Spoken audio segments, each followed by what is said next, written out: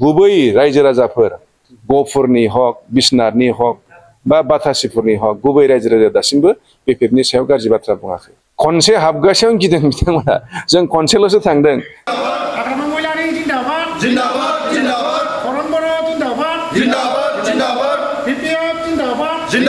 बे 5 बोसोराव माबायदि गोदै गोखा मिथिजोबखाबाय, एबार ओंखायनो बिथांमोननि सायाव रायजोआ आस्था गैया आरो बर्तमान जाय दानि इएम निलत स्वर्गियारि बिथांनि सायाव एसेबो गोजोननाय गैया।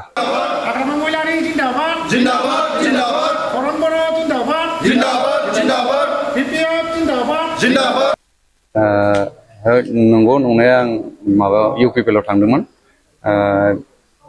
फिन बिपिएफआव जयेन जानाय खारना जाबाय इउपिपिएलनि नीति नियमफोरखौ मोजां मोनैनि थाखाय आं फिन बिपिएफ हान्जायाव हाबफिननाय जाबाय।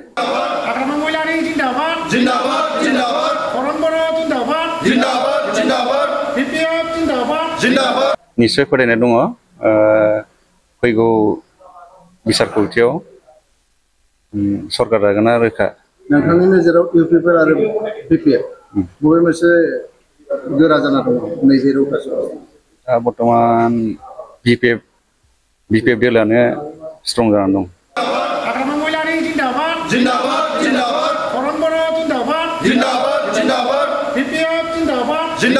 बिपिएफआ माने दुर्बल जाबाय, गासिबो फैजोबसिगोन, किन्तु जों होनखादों बे समावनो बे एखेबारे नंखाय।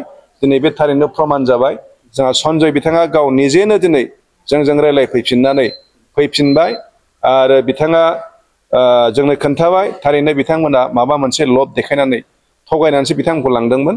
किन्तु बे साननैसो थांनानैनो बिथांमोननि पार्टियाव मा सोलियो मा सोलिया गासिबो मिथिजोबखाबाय।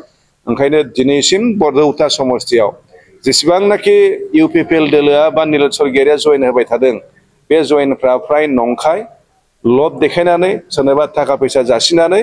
किन्तु बिथाङा जयेन होनाय लोगो लोगो आंथ' ओरैबायदि मोनदों माने अखानायैनो जोंजों फैफिननो नागिरो। आं दा जयेन होख'नोसो हायाखै आरो बिथांमोननि बायदि जोङो इमान प्रसार खालामाखै, किन्तु सानफ्रामबो जोंनाव माने मा होनगोन 100 200 300हालागै जयेन जाबाय थायो। दानि बावैबो आङो दरथाम गामियाव आङो जयेन होनानै फैदों। रौता समस्तियावथ' बिपिएफआ बिराद स्ट्रं। देग्लाय माने निलत स्वर्गियारि हिसाबैनो गावनो दुरबलखा आरो इउपिपिएल दोलोनि सायावथ' रायजोआ बे 5 बोसोराव माबायदि गोदै गोखा मिथिजोबखाबाय, एबार ओंखायनो बिथांमोननि सायाव रायजोआ आस्था गैया आरो बर्तमान जाय दानि इएम निलत स्वर्गियारि बिथांनि सायाव एसेबो गोजोननाय गैया। एबारथ' बिराद उल्था रिजाल्ट जागोन। थांनाय बाराव जोंनि थाखायनो सरकार जायासै, जोंहा दुखु मोननाय दं। जों सासेल' देरहानो हादों, एबार उल्था रिजाल्ट जागोन। एबार जों खमावबो 7टा समस्तिखौ जोङो उदालगुरिनिफ्राय देरहानो हागोन। बेखौ लानानैथ' दावराव जानो गोनां जेबो खोथा गैया। जों हाग्रामा महिलारि बिथांखौ जों बयबो मानियो। जोंहा जोंनि गेजेराव रायलायनाय जोंहा देरहाथारनांगौ, जाहाथे जों बयबो सिरियास जायो। बेखौ खामानि मावनो थाखाय बिथाङा बुंदों आरो जोंनि सरकारखौ। दा ओमफ्राय बिथान्दैया जाहैबाय बिथांमोना गिनाय। खनसे हाबगासेयावनो गिदों बिथांमोना, जों खनसेल'सो थांदों। बे हाबगासेयावनो ड्रामा बायदि जिबायदि बाथ्रा बुंहोदों, किन्तु बेवहाय फ्राय माने बिनि गुबै रायजो राजाफोर गफुरनि हक बिश्वनाथनि हक बा बाथासिफोरनि हक गुबै रायजो राजा दासिमबो बिपिएफनि सायाव गाज्रि बाथ्रा बुङाखै। जाय बुंदों मेकिं खालामनानै माबा माबि बाथ्रा बुंलायबायदों, गासिबो इउपिपिएलनि दोलोआ बुंदों। इउपिपिएल दोलोआथ' जोंनि उल्था बुंखागोन। रायजोआ बुंबासो साननांगौआ, रायजोआथ' बुङाखैना।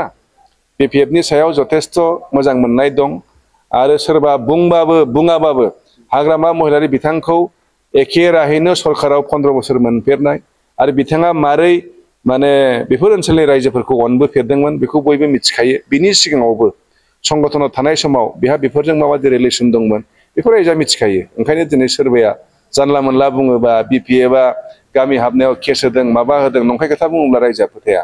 आरो बिपिएफआ रावखौबो केस होआखै।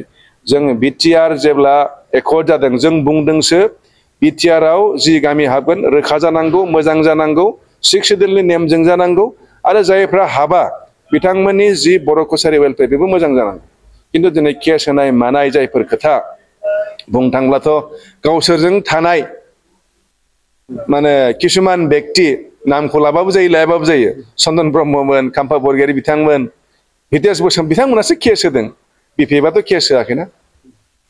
थ' ओरैनो माबा माबि बुंनानै रायजोखौ मिसलिड खालामनो नागिरदों आरो। किन्तु दिनैसिम आं नुदों सनितपुर बिश्वनाथनि रावबो मानसिया रावबो रायजोआ कमन पिपला बिपिएफनि सायाव गाज्रि बाथ्रा रावबो बुङाखै कन्ट्रिबिउसन दंनाय गैयै जिखुनु जाया बेवहाय कन्ट्रिबिउसन गैया ना मारै बुंनो गथाय रायजो राजाया जे बिटिसिआ जे एक्सपान्ड जानांगौ बेहायथ' बयबो मदद होदोंना बयबो मदद होदों जोंनि रायजोनि लुबैनायाथ' बिनि बारासोमोन नङा होमबा आलदा रायजो जानांगौ बयबो हाबजोबनांगौ बिसोमोन जायनि जाहोनाव दिनै बिथांमोना नैबे एकर्डसिम सफैनो हादों खिन्थु दिनैसिम बिथांमोना जिबायदि एकर्ड खालामबाय जोंथ' दुखुसो मोनो बुंसोलायदों हाग्रामाया खुनु दिन माने सनितपुरखौ बिटिसिआव हाबजानायखौ लुबैया होननानै बिथांमोना जे बुंदों नंखाय बाथ्रा बियो नंखाय बाथ्रा बेखौ इउपिपिएल बुंनायसो होनदों दा आङो रावबो रायजोआ बुङाखै बेखौ जि नोंथांमोना आंखौ सोंगासिनो दङ इउपिपिएल बुंनाय गोजा इउपिपिएलआथ' बुंखागोन